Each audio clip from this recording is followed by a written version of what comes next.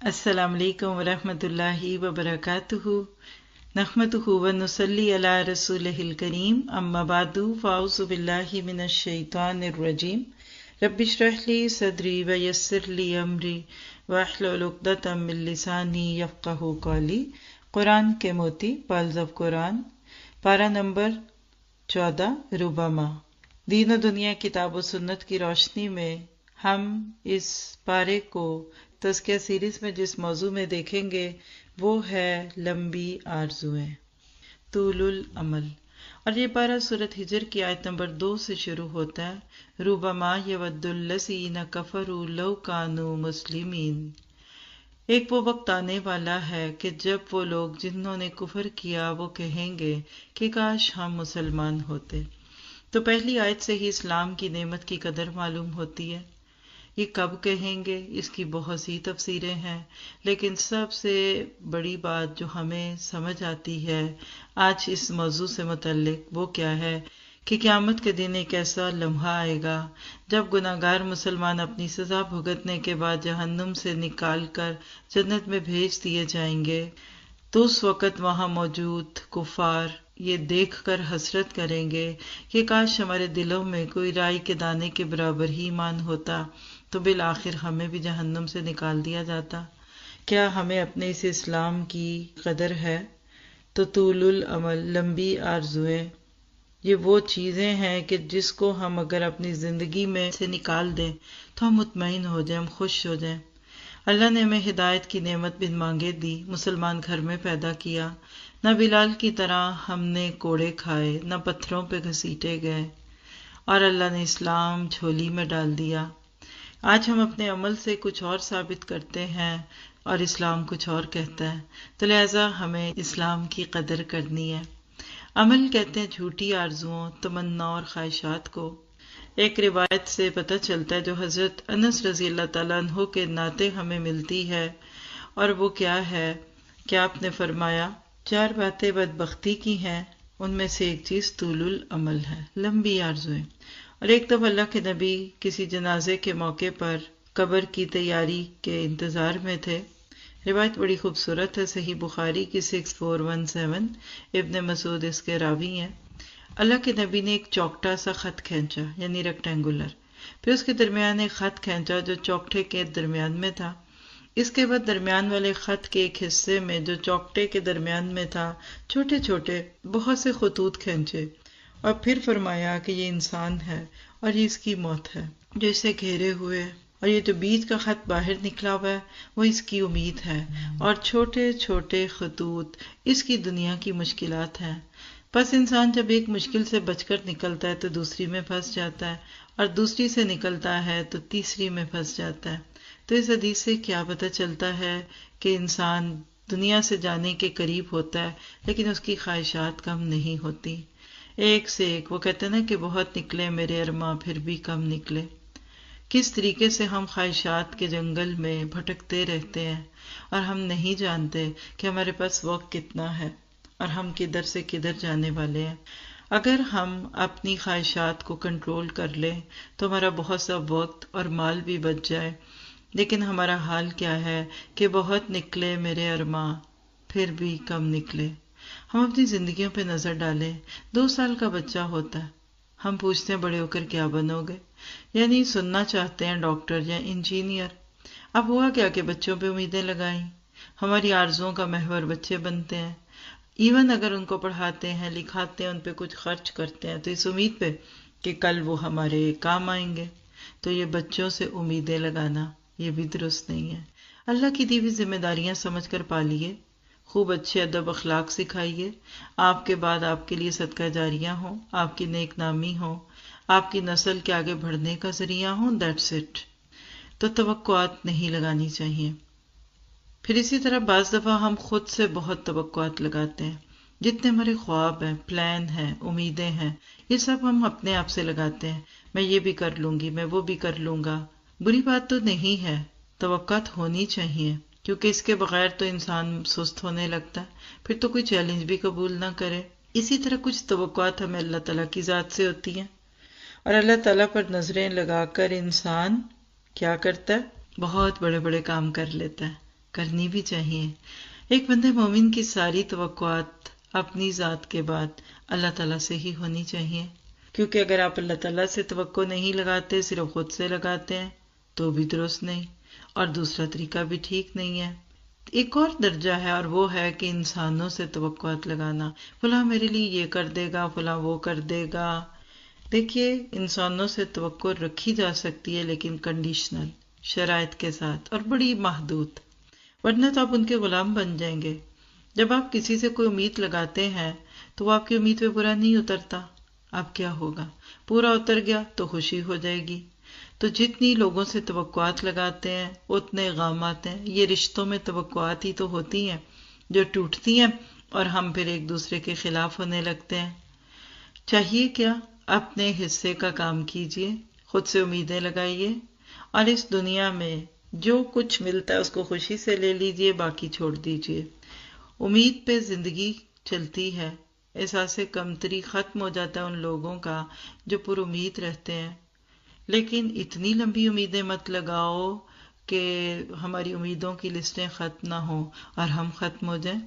ذرا سا اپنا محاسبہ کرتے ہیں، میری الماری میں کتنے کپڑے ہیں جو ابھی تک میں نے استعمال نہیں کیے، سلائی کرائے تھے لیکن ابھی پہن نہیں سکی۔ کیا میں اپنی ضرورت کے کپڑے چھانٹتی ہوں؟ امیدوں والے جوڑے الگ رکھیں۔ آپ حیران ہو جائیں گے، استعمال کی چیزیں تھوڑی اور جسٹ لمبی لسٹیں، ہینگ کر کر کے رکھتے ہیں کپڑوں کو، سولی پہ چڑھاتے ہیں، کبھی کبھار پہننا نصیب ہوتا ہے اور کبھی تو وہ بھی نہیں۔ پھر بچوں کو کتنے کپڑے دیتی ہوں، بیٹیوں کے جہیز میں 100 جوڑے، پہنے گی کتنے کو؟ تو یاد رکھیے، جس بندے کو زندگی میں کوئی بڑا کام کرنا ہوتا ہے وہ اپنی تمناؤں کی لسٹ کو مختصر رکھتا ہے۔ ان کا رخ بدل دیں، اس دنیا سے اٹھا کر آخرت پہ امیدیں لگائیے۔ ان بچوں سے دنیا کی نہیں آخرت کی بہتری کی امیدیں لگائیں، نیکیاں بڑھائیے۔ المال والبنون زینت الحیات الدنیا والباقیات الصالحات۔ تو بچوں کو نیکیوں پہ کھپائیے۔ اللہ کے نبی نے فرمایا، مومن دنیا کے معاملے میں اپنے سے نیچے والے کو دیکھتا ہے اور دین کے معاملے میں اپنے سے اوپر والے کو دیکھتا ہے۔ اللہ تعالیٰ سے بندے کو صابر اور شاکر لکھ دیتا ہے۔ تو لمبی امیدیں لگائیے تو دین کے معاملے میں لگائیے۔ دیکھیے لوگ دین میں کیا کچھ کر رہے ہیں۔ آپ سے مجھ سے زیادہ کام کرنے والوں کو دیکھیں گے تو آپ کو اور کام کرنے کو دل کرے گا، آپ سے اور زیادہ اللہ تعالیٰ کام لے گا۔ اور اگر ہم بالکل اپنے سے پیچھے رکھتے ہیں تو پھر تو جو کر رہے ہیں وہ بھی چھوڑ دیں گے، بہت خطرہ۔ اسی طرح آپ دیکھیے کہ دنیا میں آپ کا گھر چھوٹا ہے، شکر کیجئے گھر تو ہے۔ بعض لوگوں کے پاس تو گھر ہی نہیں۔ کسی نے شکوہ کیا، اللہ میرے پاس جوتا ہی نہیں ہے۔ باہر نکلے تو دیکھا کسی شخص کے پاؤں بھی نہیں تھے، کہ اللہ تیرا شکر ہے پاؤں تو ہے نا۔ تو دنیا میں اپنے سے نیچے اور دین میں اپنے اوپر دیکھیے، غم بھی دور ہو جائیں گے، ڈپریشن چلا جائے گا اور آپ خوش رہنے لگیں گے۔ آج یہ آرزویں ہیں جنہوں نے ہمیں غمزدہ کیا ہوا ہے اور ہمارے کندھوں پہ بھاری قرضے ہیں۔ لمبی آرزوؤں کو پیچھے کر دیجئے، آپ کے کندھے ہلکے ہونے لگیں گے، اور اللہ نے آپ کو جو بچے دیے ہیں اس پہ اللہ کا شکر ادا کر جائیے۔ اپنے بچوں کی اچھی تربیت کریں گے۔ آپ پیچھے لاکھوں نہیں بھی چھوڑ پائے، لیکن اگر ان کی اچھی تربیت کر گے، کردار سازی کر گے تو وہ خود بھی کما لیں گے۔ جس رب نے آپ کو دیا وہ ان کو بھی دے دے گا۔ تو اپنا محاسبہ کرتے ہیں، مجھے کس کس سے امیدیں ہیں؟ کیا میں نے اپنی اولاد سے امیدیں لگائی ہوئی ہیں؟ پھر اپنے دوستوں اور احباب سے بڑی امیدیں ہوتی ہیں۔ بعض دفعہ اپنی بیوی سے شکوے ہوتے ہیں، لیکن کیا آپ بھی اپنی بیوی کی مرضی پہ پورے اترتے ہیں؟ کیا آپ بھی اس کا خیال رکھتے ہیں جو آپ چاہتے ہیں کہ وہ آپ کا خیال رکھیں؟ تو جب کوئی دوسرا بندہ ہماری امید کے مطابق ریئیکٹ نہیں کرتا تو ہم دکھی ہو جاتے ہیں۔ اللہ کے نبی نے فرمایا، حضرت ابو ہریرہ سے روایت ہے کہ 2 چیزوں کی محبت میں بوڑھے کا دل جوان رہتا ہے، ایک لمبی زندگی کی محبت اور دوسری مال کی محبت۔ اور آپ حیران ہوں گے کہ یہ بات کتنی سچی ہے۔ وقت کے ساتھ انسان بہت پوزیسو ہو جاتا ہے، شاید اس لیے بھی کہ اب خود کما نہیں سکتے، تو لہٰذا اب جو ہے اسی کے اوپر بات کیجئے۔ اور پھر اسی طرح سے مال، دولت، صحت، لمبی عمر کی خواہش، پھر بچے، پوتے، زمینیں، پلاٹ، تفاخر و تکاثر فی الاموال والاولاد، سورۃ حدید کی ایک آیت میں آتا ہے۔ تو نتیجہ کیا ہوتا ہے کہ ہم مشین بن جاتے ہیں۔ اسی لیے یاد رکھیے بھی نفس امارہ غالب آ جاتا ہے. جو ہر وقت کمانے اور اس کو لٹانے پہ رہتا ہے نا، پھر اس کا نفس امارہ بنتا ہے، جس پہ ہم نے پچھلے پارے میں بات کی تھی. اور نفس لوامہ تو گویا کہ سو ہی گیا. ایسا شخص کبھی نفس مطمئنہ بن نہیں سکتا، کیونکہ اس کو پتا ہے کہ میں ابھی اس دنیا میں بھی بہت کچھ پانا چاہتا ہوں. پھر اسی طرح سے آیت 9 میں قرآن کی ایک مثال ہے جو اس کو تورات اور انجیل سے الگ کرتی ہے. 1400 سال گزر گئے، اس کتاب میں 19 سے 20 کا فرق نہیں آیا، کیونکہ اللہ نے اس کی حفاظت کا ذمہ لیا. اِنَّا نَحْنُ نَزَّلْنَا الذِّکْرَ وَإِنَّا لَهُ لَحَافِظُونَ. ذرا سے اس کتاب کو چھو کر دیکھیں ہم کتنے خوش بخت ہیں. اللہ نے ہمیں کتنی پیاری کتاب دی. آج بھی پڑھتے ہیں تو ایسے دل سکون سے بھرتا ہے. رش کرتے ہیں وہ لوگ ایک دوسرے کے اوپر کہ جن کو اس کتاب کو خوبصورت طریقے سے پڑھنا آتا ہے. تو آپ بھی کہیں اللہ تیرا شکر ہے، ہم اس وقت بھی دنیا کی سب سے سچی کتاب کو پڑھ رہے ہیں اور اس میں سے اپنے لیے عمل کے موتی لے رہے ہیں. قرآن ایمان والوں کے لیے شفا ہے، لیکن مجرموں کے دلوں میں سلاخوں کی طرح چبھتا ہے. دل نہیں لگتا نا، اس وجہ سے پھر وہ وقت چبھتا کہ اتنی لمبی بات نہیں سنیں گے، ہاں اتنا نہیں. اچھا فلم 3 گھنٹے کی دیکھ لیں گے اور دورہ قرآن 2 گھنٹے 2.5 گھنٹے، نہیں بنی بھئی اب تھوڑا روک کے سن لیجئے، آدھا سن لے پھر چھوڑ دیں، پھر آدھا گھنٹہ سن لے. تو اس قرآن کو سنتے وقت میری کیا کیفیت ہے، یہ مجھے اپنے آپ سے پوچھنا ہے، کیونکہ جیسا ہمارا دل ہوتا ہے اللہ تعالیٰ ہمارے ساتھ ویسا ہی معاملہ کرتے ہیں. اور یاد رکھیے اس کتاب کی حفاظت کے لیے اللہ تعالیٰ نے بہت سارے پہرے لگا دیے. صحیح بخاری کی روایت ہے 4701، آپ نے فرمایا کہ اللہ تعالیٰ جب کوئی فیصلہ فرماتا ہے تو فرشتے عاجزی سے اپنے پر مارنے لگتے ہیں. پھر اللہ تعالیٰ اپنا حکم فرشتوں تک پہنچا دیتا ہے. فرشتوں کی یہ باتیں چوری سے بات اڑانے والے شیاطین پا لیتے ہیں، پھر وہ بات کو لے کر اڑا لیتے ہیں اور اوپر تلے ہوتے ہیں. یعنی خلاصہ کیا ہے کہ فرشتے تو آسمانوں پہ ہیں، شیاطین وہ باتیں سننے کے لیے ایک دوسرے کے اوپر نیچے کھڑے ہو جاتے ہیں اور اوپر سے پھر ان کو شعلہ پڑتا ہے. کبھی آپ نے بچپن میں سنا ہوگا ستارہ ٹوٹا، تو ستارے نہیں ٹوٹتے بلکہ اوپر سے شیاطین کو بھگانے کے لیے شعلے پڑتے ہیں، اور اس طرح سے وہ بات اوپر سے نیچے آ کر کاہنوں کے دل میں ڈال دیتے ہیں. یعنی ایک بات میں 100 باتیں جھوٹی ملا دی جاتی ہیں. تو کیا پتہ چلا کہ شیاطین اس کتاب تک پہنچ نہیں پاتے. بات یہ ہے کہ اگر ہم اللہ تعالیٰ کی اس کتاب سے پوری طرح اپنے آپ کو جوڑ لیں تو بہت سارے ہماری زندگی کے مسئلے ختم ہوں. آپ دیکھیں کہ ونڈو واچنگ، بازاروں کی زینت بننا، یہی تھی زندگی. آج بھی سینکڑوں بہنیں ایسی باتیں کرتی ہیں کہ جب سے قرآن سے شعوری طور پر نہیں جڑے تھے تب تک یہی تھی زندگی. اللہ ہمیں اپنی اصلاح کی توفیق دے. تو لہٰذا آگے آیت 17-18 میں اللہ تعالیٰ فرماتے ہیں سارے خزانے میرے پاس ہیں، جو مانگنا ہے مجھ سے مانگو. دوسروں کے در سے کی امیدیں لگاتے ہو؟ وہ تو بیچارے خود اس در کے سوالی، وہ تو مانگتے ہیں. اللہ کے سامنے آ جاؤ. پھر اسی طرح کچھ لوگ ہیں جن کا رزق اگر اللہ بڑھا دے تو وہ سرکشی کرنے لگتے ہیں. نبات اللہ رزق اللہ تعالیٰ ان کو دے دے تو بالکل ٹھیک رہتے ہیں. تو اللہ تعالیٰ انسانوں کو ان کے کیلیپر کے مطابق ہی دیتا ہے. تو اس لیے زیادہ امیدیں لگانے کی بجائے جو کچھ ہے اس پہ اللہ کا شکر ادا کرنا چاہیے. یہاں ایک چھوٹا سا اپنا محاسبے کا نقطہ بھی نوٹ کرتے ہیں، اور وہ کیا ہے، کیا بچوں کے لیے بہت کچھ چھوڑ جانے کا احساس میرے گھر میں ناجائز کمائی تو نہیں لاتا؟ آپ کے شوہر لائیں یا آپ خود اگر کماتے ہیں تو کیا ہم اپنے بچوں کے لیے ناجائز چیزیں چھوڑ جائیں گے؟ اللہ نے ہمیں اتنی پیاری اولادیں دی اور کیا ہم ان کو نافرمانی کا رزق دے کر جائیں گے؟ اللہ ہماری اصلاح فرما دے.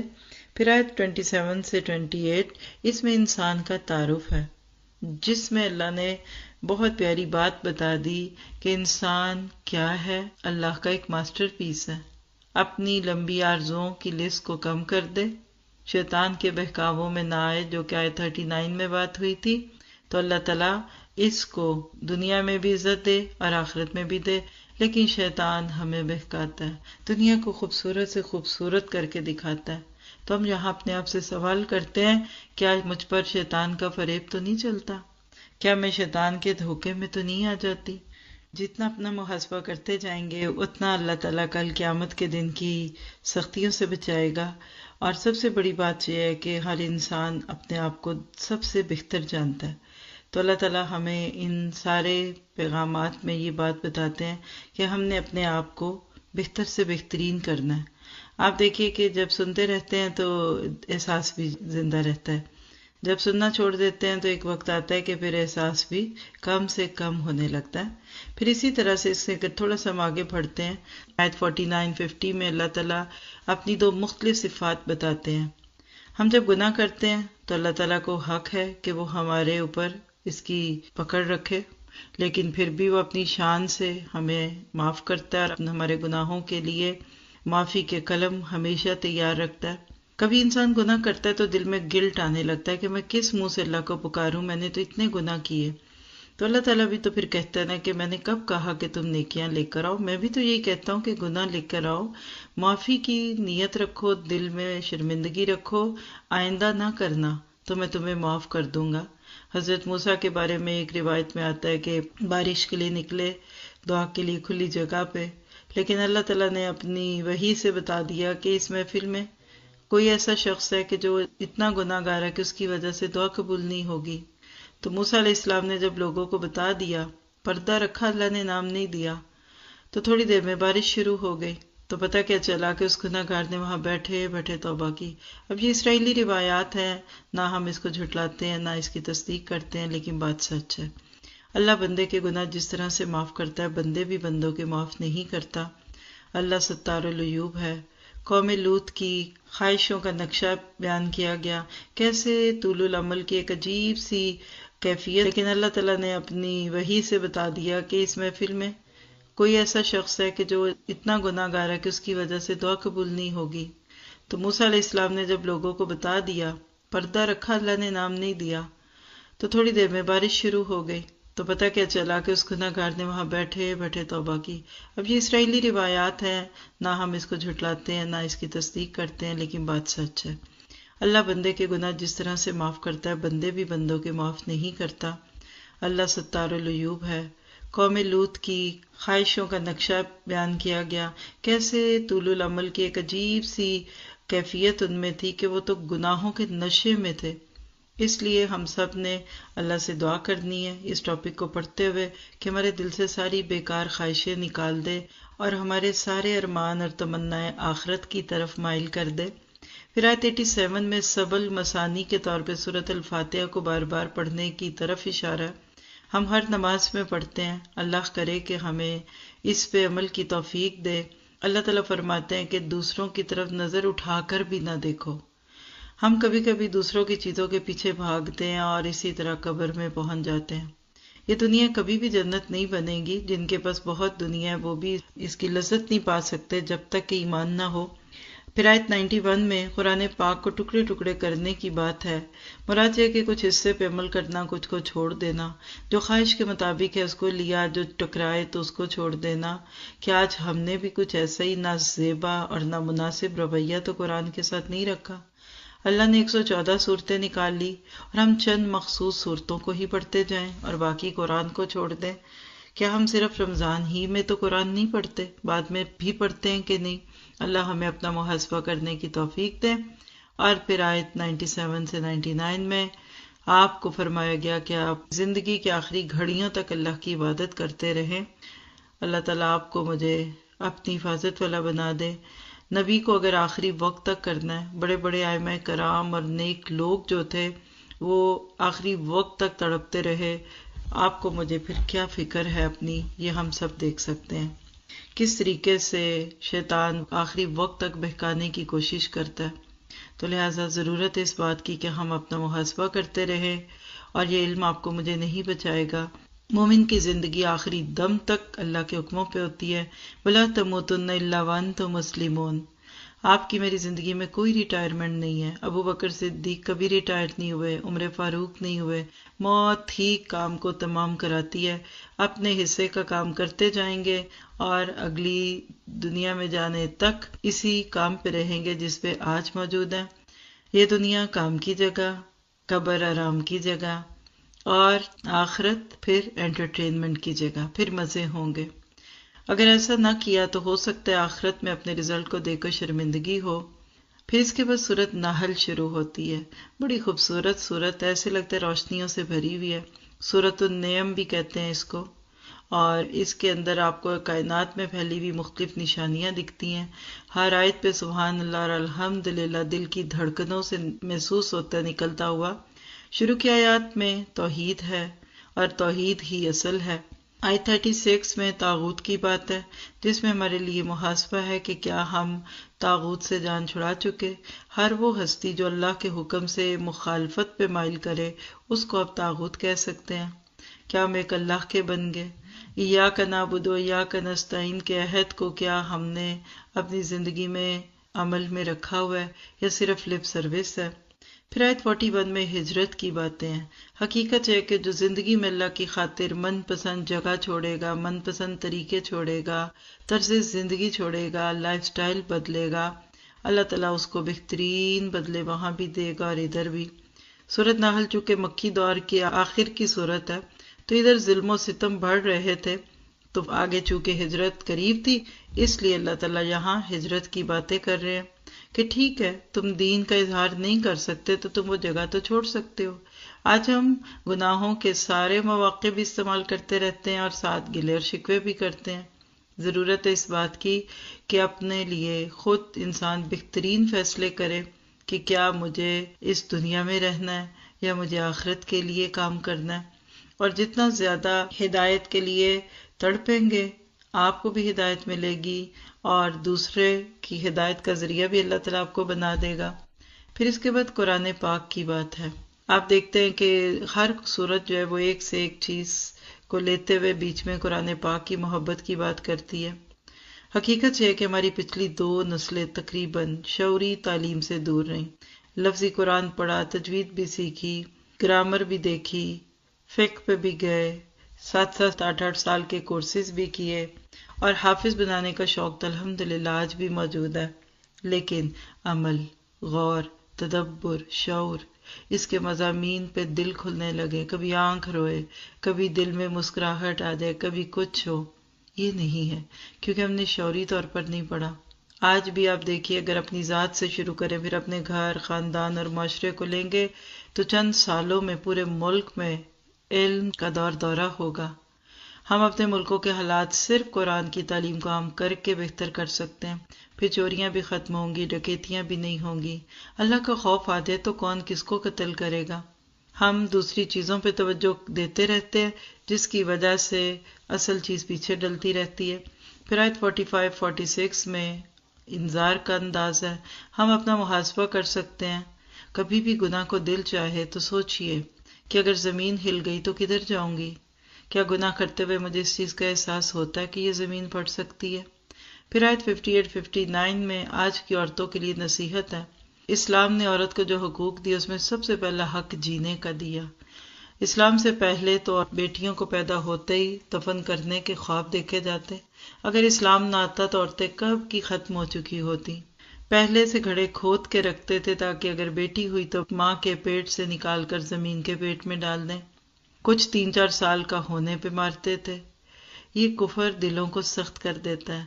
آج بھی بچیوں کے ساتھ کچھ لوگوں کے دل بڑے سخت ہیں. آج الٹرا ساؤنڈ نے کئی چیزوں کو پہلے سے ہی آسان کر دیا. اللہ تعالیٰ ہمیں اسلام کی قدر کی توفیق عطا فرمائے. پھر 67 آیت شراب کی قباحت کو بیان کرنے کی پہلی آیت ہے جس میں اس کو رزق طیب سے الگ کر دیا گیا. اس کے بعد اگلی آیات جس کی وجہ سے اس سورت کو سورۃ النحل کہتے ہیں، شہد کی مکھی ٹیم ورک کا بہترین نمونہ. شہد بناتی ہے، کتنی آرگنائزڈ ہے. ایک کوئین ہے، ملکہ مکھی لیڈر، باقی اس کی ورکرز ہیں اور ایک میل ہے. اصل کام فیمیلز کرتی ہیں. حکم، ڈائریکشنز، انسٹرکشنز ملکہ کی طرف سے آتے ہیں اور ٹیم ورک ورکرز کرتی ہیں اور پھر شہد بنتا ہے. ساری زندگی کئی ہزار میل چلنے کے بعد چند پھولوں کا رس چوس کر لاتی ہے اور کہتے ہیں کہ ایک مکھی ساری زندگی میں ایک چھوٹی چمچ یعنی ٹی سپون چائے کی جس کو آپ کہتے ہیں وہ ہنی بناتی ہے. اللہ کیسے اس کے پیٹ میں مشینیں لگا کر ایک پھول کی پتی کو، اس کے رس کو شہد میں بدلتا ہے، ایک لعاب کی شکل میں نکلتا ہے. کچھ مکھیاں شہد کے چھتے بناتی ہیں جو ہیکساگونل شیپ کا ہوتا ہے، جو پریزرویٹیوز کے حساب سے دی بیسٹ شیپ قرار دی جاتی ہے. کیسے ایک ایک قطرہ قطرہ پریزرو کیا جاتا ہے، پھر اوپر موم چپکائی جاتی ہے، پروں سے ہوا دے کر شہد کو ٹھنڈا کیا جاتا ہے. یہ کون سکھاتا ہے؟ اگر شہد میں شفا ہے تو قرآن میں بھی تو شفا ہے. قرآن کا علم بھی ایسے ہی نہیں آتا، کوئی ایسے اٹھ کر آپ کو نہیں سکھا سکتا. اس کے لیے بھی جگہ جگہ سے علم لینا پڑتا ہے، کہاں کہاں سے انسان سیکھ کر پھر آ کر لوگوں کو نفع دیتا ہے. اللہ تعالیٰ جو امت کو شہد کی مکھی سے سبق لینے والا بنا دے. پھر اس کے بعد انسان کی زندگی کے مختلف ادوار، اور اس میں سب سے مشکل وقت ارذل عمر، آخری حصہ. حافظہ کمزور، کھایا جاتا نہیں، چلا جاتا نہیں. اللہ کہتا تم بڑے کرتے تھے، تمہاری تو بڑی طول العمل کی لسٹ تھی، کدھر گئے آج؟ پہن لو تو سجے نہ، کھا لو تو ہضم نہ ہو، چلنے لگو تو گر گر پڑو. بڑا بنتے تھے، آج کدھر گئے؟ عقل ماری گئی. ذرا سا محاسبہ کرتے ہیں کہ ہم اپنے گھر کے بزرگوں کے ساتھ کیا معاملہ کرتے ہیں. کیا بزرگوں کو پارٹی میں لے جاتے ہوئے شرم تو نہیں آتی کہ یہ تو ٹیڑھا چلتے ہیں، یہ تو آہستہ چلتے ہیں، ان کے تو ساتھ اب ان کی اسٹرک بھی ہے. ذرا سوچئے جب ہم بچے تھے اور اگر ماں باپ ہمیں گھر چھوڑ چھوڑ کر چلے جاتے تو کیسا لگتا؟ آج وہ بات بار بار پوچھتے ہیں، ہم جھنجھلا جاتے ہیں. بچوں کی تو ہر بات پہ ماں باپ صدقے واری جاتے ہیں. اللہ ہمیں گھر کے بزرگوں کی صحیح قدر کی توفیق عطا فرمائے. دعاؤں کی پوٹلیاں ہیں، ہمیشہ نہیں رہیں گے، اب یہ جانے والے ہیں. ان کی خدمت کر کے اپنے لیے دنیا کو جنت بنانے کے راستے آسان کیجیے. پھر آیت 91 میں اللہ تعالیٰ نے بہت ساری نعمتوں کو بیان کرنے کے بعد ایک عمل کی بات کی، اور وہ کیا تھی کہ تم اپنے آپ کو اللہ کے اس دین کے تقاضوں کے مطابق ڈھال لو تو تمہیں پتہ چل جائے گا کہ آرزویں اور تمنائیں صرف اس دنیا میں نہیں، آخرت میں بھی پوری کرانی ہے. ہم دیکھتے ہیں کہ سورۃ نحل اور اس موضوع میں بہت مماثلت ہے نا. اللہ ہمیں کائنات پہ غور و فکر کا موقع دیتے ہیں. اللہ تعالیٰ نے خوبصورت سا دین دیا، اور خاص طور پہ آپ دیکھیے کہ آیت 90 دین اسلام کا خوبصورت روپ پیش کرتی ہے نا. کبھی بہت لمبی بات نہیں ہو سکتی، راہ چلتے کوئی پوچھتا ہے کہ نچوڑ کیا ہے، خلاصہ کے اسلام کا، تو 3 باتوں کے کرنے کا حکم اور 3 چیزوں سے رکنے کی بات. عدل کرنا ہے، کیا اپنے لیے جو چاہتے وہ دوسروں کے لیے کرو، بیلنس زندگی بسر کرو، انتہا پسند رویوں سے بچو. اسلام میں کوئی ایکسٹریمزم نہیں ہے، کوئی انتہا پسندی نہیں ہے، قول اور فعل کا تضاد نہیں ہے. اور عدل میں آپ سب سے پہلے توحید کو لیجئے، پھر معاملات تک جائیے، ہر ایک کو حق دیجئے، صاحب حق کے حق دیجئے. دنیا اور آخرت میں عدل کیجئے، جتنا یہاں رہنا ہے اتنا ادھر کی کوشش، اور جتنا ادھر رہنا اتنی ادھر کی کوشش کیجئے. تو آپ دیکھیں گے کہ متوازن بیلنس دین ہوگا. اسی لیے اس کو امت وسط کہا گیا. اگر کسی میں انتہا پسندی دیکھیں تو سمجھ لیجئے کہ یہ صحیح دین نہیں ہو سکتا. پھر احسان کیا ہے؟ برابری کے درجے پر رہ کر نہیں بلکہ اوپر اٹھ کر احسان کرو. جیسا کرو ویسا بھرو کا اصول ہے دنیا میں. اسلام آپ کو ٹٹ فور ٹیٹ سے اوپر اٹھا کر اعلیٰ درجہ سکھاتا ہے کہ لوگوں کے ساتھ اچھے سے اچھا معاملہ کیا کرو، شرطیں نہ لگاؤ، حقوق مانگنے کی بجائے اپنے فرائض ادا کرنے کی کوشش کرو، اپنی ذمہ داریوں کو بہترین طریقے سے نبھاؤ. اور اللہ کے ساتھ احسان کیا ہے کہ عبادت ایسے کرو جیسے تم اللہ تعالیٰ کو دیکھ رہے ہو. پھر تیسری چیز ایتاء ذی القربہ، رشتے نبھاؤ، رشتوں کو نہ توڑو، خوشیوں سے ملو، اپنے ساتھ رہنے والوں کے ساتھ محبت رکھو. مومن محبت کرتا اور کرایا جاتا ہے. بعض دفعہ رشتہ داروں کے ساتھ معاملات زیادہ مشکل ہوتے ہیں، وہیں امیدیں ٹوٹتی ہیں کیونکہ توقعات بھی بہت وہاں ہوتی ہیں. اس پہ ہمارا ایک پورا دورہ قرآن تھا، رشتے جوڑیے، DQ 2019 کے نام پہ.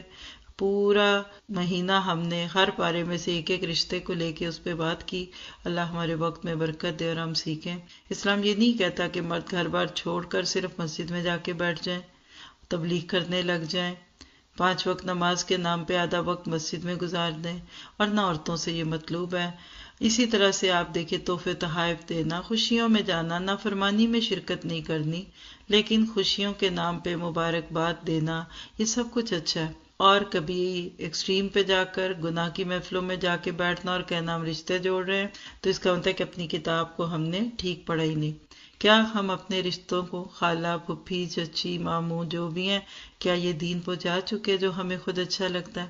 پھر دیکھیے فحش، منکر اور بغاوت، یہ وہ چیزیں ہیں جن کو نہ عقل مانتی ہے اور نہ نقل مانتی ہے. دنیا کا کوئی قانون ان چیزوں کو پسند نہیں کرتا. تو لہٰذا انسان جانوروں کی سطح پہ پہنچ جاتا ہے نا، پھر فحش چیزیں دیکھتا سنتا اور ایسے کام کرتا ہے۔ اللہ تعالیٰ سے یہ دعا ہے کہ ہم بہترین طریقے سے ان چیزوں کو سمجھیں۔ پھر اگلی آیات میں عہد شکنیوں کی بات ہے کہ کیسے اپنے ہی کاتے ہوئے سوت کو دوبارہ چھوٹے چھوٹے ٹکڑوں میں کاٹنا، یعنی اسلام جو ہے وہ دین ہے کس چیز کا؟ جس میں آپ عہدوں کو پورا کرتے ہیں۔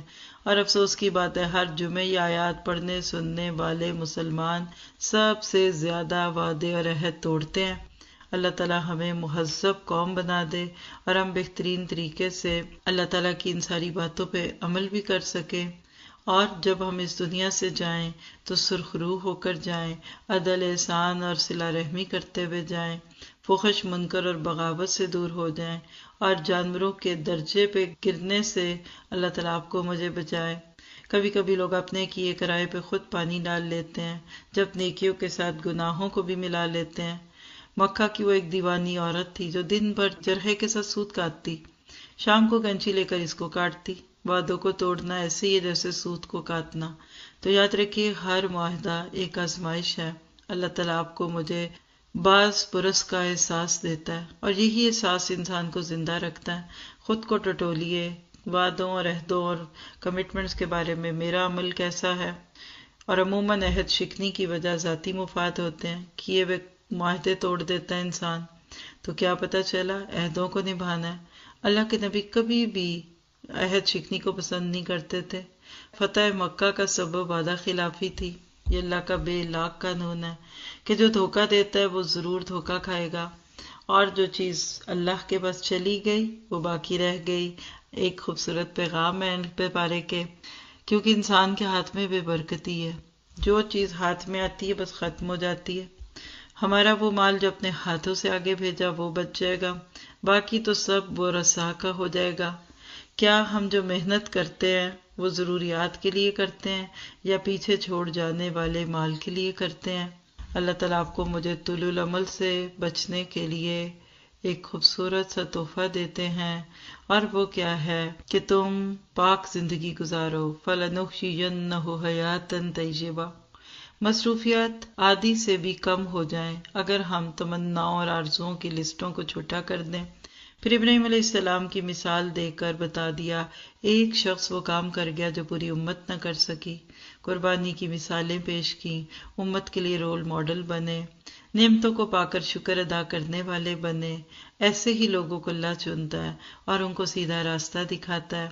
اس پارے کو سننے کے بعد ہمارے عمل کے نقطے کیا ہیں؟ کرنے کی باتیں کہ اللہ کی نعمتوں پہ شکر ادا کرنا ہے، دین کی دعوت کا آغاز اپنے گھر سے کرنا ہے، حکمت کے ساتھ دعوت دینی ہے، اور حکمت کے ساتھ نہ مانے تو دل سوزی کا انداز اپنانا ہے تاکہ دل نرم ہو جائے۔